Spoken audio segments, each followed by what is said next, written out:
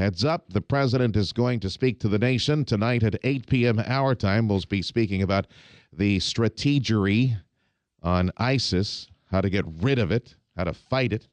Joining us on 710 KURV, global security expert Kevin Mellot. Kevin, I know we're set to talk about the State Department and the new war of words against ISIS, but what do you expect the president to say tonight? Well, I'm afraid he's going to say the same thing he's been saying all along, that we'll do airstrikes but no boots on the ground, and we're going to stand up the Iraqi army, and we may go into Syria. We'll see how that looks. I don't know that he's going to actually, and it's really kind of interesting. In general, I would not want the president to identify what he's going to do if he's going after an enemy. Yeah. Because this administration telegraphs so much stuff out to the bad guys ahead of time. That's not a good idea. But on the other side, because we've had so many false starts and so many promises with no action, politically, he's probably going to have to say he's going to do something, an actual objective, achieve type deal.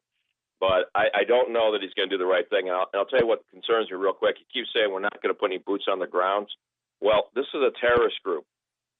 Even though the media is showing them as an army in a fixed location, they're a terrorist group worldwide. What are you going to do if they attack in Texas? Are we not going to put boots on the ground? If they attack in London, are they not going to put boots on the ground? They're not constrained to national borders like an actual government, a normal country. They're a terrorist group. And so there's this perception that I'm getting that he doesn't get the nature of the enemy by the way he's talking about how he's going to deal with them. All right, constitutionally, logistically, militarily, all that type of stuff. What is... It seems to me that we're talking so much about this Islamic State, and these guys that seem to be running a new state. Should the president just go ahead and sit down with Congress and say, guys, we need to declare war. Just give me that authority, and whatever we need to do, piecemeal or just sending in special forces, whatever, that way we can go ahead and attack these guys. Is that the cover that the president should be seeking right now? Yeah, I believe so. And the recent polls show that the majority of the country is behind the idea that militarily we better deal with these guys right now. So that political side from the polling appears to be there to do exactly what he just said. However, with his hard left base and with his own personal ideologies, I don't know if he can do that. He's not exactly keeping them happy by putting several thousand new troops in Iraq protecting American assets. At least he's using the cover of that. Joining us on 710 KURV, global security expert Kevin Mellot. Yeah, Kevin, Tim Sullivan here. What really is the difference between ISIL and al-Qaeda in terms of how we deal with them? We're already dealing with al-Qaeda in the way that we need to deal with al-Qaeda in terms of, stopping them overseas and preventing any attacks by them here. There's two big ones, Tim, two big differences. One, the ISIL group will kill Islamic individuals. They think it's okay to kill Muslims. So does al-Qaeda.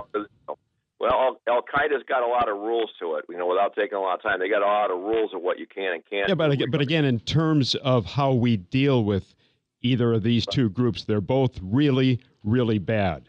I mean, and we're already dealing with al-Qaeda in the way we need to. Members of either one of these groups can possibly come here. I don't really see a whole lot of difference. Well, it's not really a difference. It's a priority of the moment. I would put the priority on ISIL because they don't care about killing any Muslims. They'll use biological warfare, where al-Qaeda has always had that. They talked about, but they always had an underlying policy of we weren't going to do that because we can't stop it from killing other Islamics. Number two, al-Qaeda didn't recruit from the West in a heavy-handed manner that ISIL is, so ISIL's got way more Westerners inside the organization, and ISIL has a much higher grade capability of using the internet and social media, and they've got $550 million from the bank they robbed in Mosul, and they've got a lot of bootleg oil that they're selling. So they're better off in the funding side. So those three reasons are why I say they're the priority of the moment. But al-Qaeda is just as bad as far as what they can do to the U.S., and al-Qaeda does have people on the road. So I agree with you. They're both really dangerous hazards, but since we've let them both get out of control again, the first one I would go after is ISIL because of those reasons I mentioned. So how long will it take to defeat ISIL? Will it take us as long as it's taken us to defeat the Taliban? Will it take as long as it's taken to defeat al-Qaeda? Right. Neither of which we have defeated yet, so... Yeah, you can defeat ISIL, but you're not going to defeat the ideology behind them. Right. So when you get them out of the way, another one's going to come around, and that's going to be an ongoing issue. And it really was an ongoing issue for about 600 years, and it quieted down. And once they got funding through the oil industry in the 1930s to now, it all ramped back up just like it used to be. That's the new axis of evil, isn't it? Al-Qaeda, ISIL, and Taliban, with Taliban promising potential allegiance to ISIL, the new axis for this generation. And they have a ground ideology that locks together. 10-4. Kevin, thank you much. Kevin Mellot, global security expert, joining us on 710 KURV.